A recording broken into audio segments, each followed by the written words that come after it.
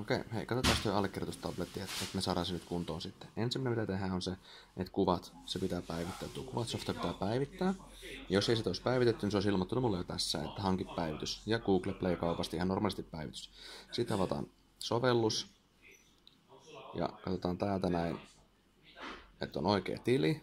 Täällä on myöskin sitten voi muita tilejä hallinnoida. Ja asetukset ja varmuuskopiointi ja synkronointi. Tämä pitää tarkastaa, että tämä on varmasti päällä. Se on päällä. Jos siinä olisi joku muu tili, niin se vaan vaihtaisi tuosta sitten. Täällä on ollut Jyväskylän tili, mutta nyt me halutaan tuo allekirjoitustabletti. Se on noin. Se on siinä. Se on oikein. Sitten tsekataan tuolta asetuksista näyttö ja näytön säästäjä.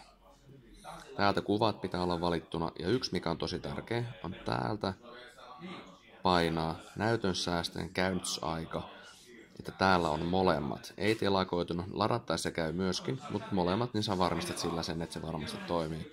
Sitten käydään asetuksesta läpi, tsekataan täältä näin, että on allekirjoitustabletit Google-tili käytössä, ja sieltä sitten kuvat kohdasta allekirjoitustabletit. Se on oikein. Nyt se sekoilee, otetaan tuossa, eli mennään uudestaan tuonne asetukset, näyttö. Ja näytön aikakatkus on 30 sekuntia. Mun mielestä se on hyvä aika. Toki se voi ottaa aika 15kin. Mutta 30 on mun mielestä sinänsä hyvä, että siinä voi niinku asiakkaan kanssa höpötellä sun muuta. Että se ei niinku heti välttämättä mene, jos ollaan tekemässä jotain, että se ei heti mene siihen näytösastajatilaan. Alright, sitten painetaan tuosta. Tsekataan ja odotellaan se 30 sekuntia. Että se varmasti toimii oikein.